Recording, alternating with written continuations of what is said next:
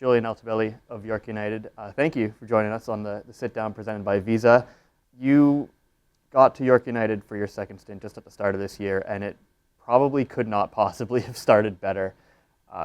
Open us up with just how much you're enjoying your football at the moment, just scoring almost every game with a team that seems to be able to find you the ball pretty consistently.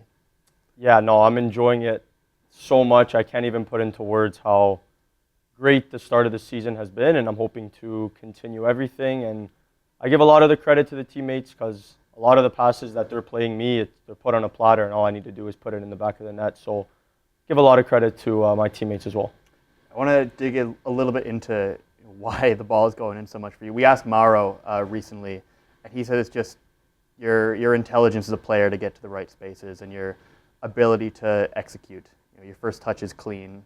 You don't waste chances. Has that always been part of you and the way you like to play, just kind of knowing where the ball is going to be and where you can score from? Yeah, I'd like to say I do get into great spaces. There was a time about 2 years ago where I didn't score as many goals as I scored last year or the start of this year. And I just feel like it's something that I'm still learning. I'm still growing as a player, and it's been really, really good. We're still, as we record now, and by the time people see this, we're still only going to be about a third, less than half of the season in, but nobody's ever really scored at this kind of rate in the CPL before.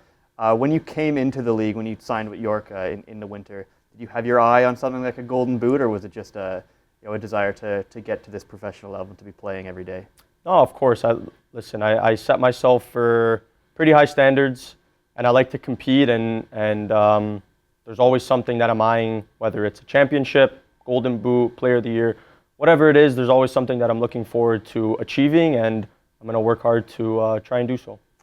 Let's go a little bit more into kind of how you got here, your story as a player. I mean, first of all, not a lot of footballers are able to, they've played pretty much their whole career in their hometown, right? You're born and raised in the GTA Bolton, I think, where you grew up? Yes, born in Bolton, then moved to Woodbridge. Okay, and you played for Woodbridge, Vaughan, TFC Academy. You scored a lot of goals in this stadium that we're sitting next to here. TFC2 last year and obviously York this year. How much has it meant to you to be able to play and to score goals in front of friends and family in your hometown so much? It means, honestly, the most. Being able to come here every single day, train, go home, see my family, see my friends. It's honestly amazing, and I never take it for granted, and I never will, because there could be one day where I'm not playing here anymore, and it's very difficult to kind of be alone or whatever it is. So I'm super grateful to be able to play here. Did it ever cross your mind to try and look elsewhere or move away from the city, or was it always a priority for you to be in Toronto? No, it's definitely it was definitely something that I was looking into. But I think just in terms of kind of everything that was going on and stuff like that, it was the best fit for me to come and play another season at home. So that fit for you, choosing to come to York United, obviously not technically your first time with this club, but as you've spoken about before, you're a different player than you were when you first signed as a 17-year-old. Obviously, it's easy to say right now it was a good choice because it's been working pretty quickly.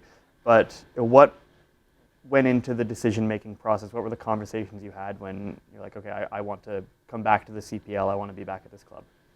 I think the conversations that I had with the owners and also with Mauro, the project that they presented me and the kind of faith that they kind of put into me was very eye-opening and something that I felt like it was the right fit. It was the right fit in terms of that I could be a player that could change his team, score some goals, win us games, and I'm happy that so far it's been working out. The first time you signed with York, obviously it was a weird time. It was the COVID bubble, came into PEI.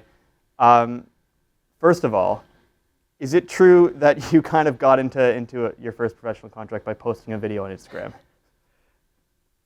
There is some truth to that, yes. Okay. So I did have a highlight tape when I was with Toronto FC Academy where I scored a couple goals, some clips with the national team as well. And it was Angus at the time that was the president of the club, I'm pretty sure. reached out to me, liked the highlight tape. We kind of got in contact, had a few conversations back and forth, and that's kind of how it happened. So it's honestly amazing. Yeah, I mean, it was a successful Instagram post, Yes, I think you'd say. But I want to hear a bit about just kind of your formation as a player. Obviously, you've grown up in an Italian family. You're an Inter fan. I'm sorry that it maybe hasn't been the best Unfortunate, weeks for you. But just how much has growing up in this Italian family kind of fueled your love of the game and just your desire to be a professional soccer player? Yeah, listen, it's a big thing. My grandparents, both of my nonnos, are huge soccer fans. So is my father as well. So ever since I was a kid, Italian families kind of have the tradition where we're always together, whether it's Thanksgiving, Christmas, doesn't matter what it is. We're always together, we're always a big family, and I would always have a soccer ball at my feet.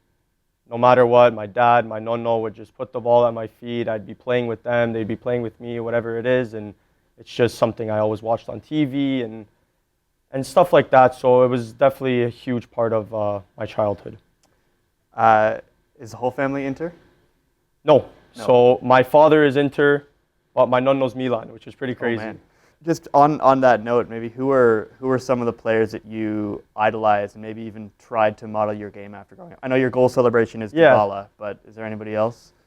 So when I was with the academy and also with the second team, I played as an attacking midfielder. Mm-hmm. That was the position that I grew up playing. And Eden Hazard was one player that I absolutely loved the way he played. Kevin De Bruyne as well, but now that I've kind of transitioned to more of a striker, there's a few players. I think Lautaro Martinez is someone, obviously an Inter fan. I think he's a phenomenal striker. Lewandowski as well. Players that just score goals, get in the right positions, good technically. So players I look up to. Yeah, Lewandowski is a good one. He just kind of pops up and scores that first touch. I think we've seen you do a few times here. Yeah. Hazard, great penalty taker. Yeah. Do you have him in mind when you step up to the spot? Honestly, no. I'm just kind of enjoying it, man. That's it. Absolutely. One thing that we are trying to ask a lot of people is, obviously you mentioned Italian family.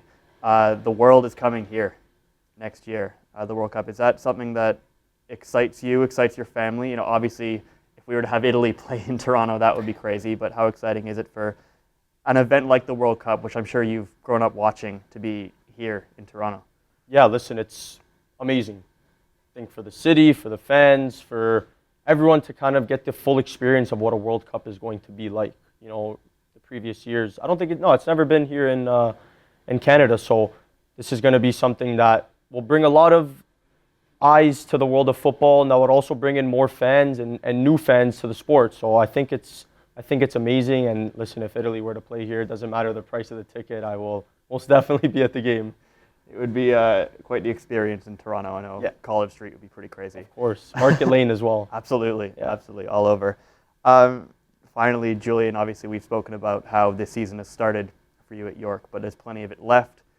The team has pretty obvious goals of getting back to the playoffs and improving on last year. What are your own goals and ambitions, not just for this year, but beyond, obviously bouncing off having a great season here? Where do you want to be?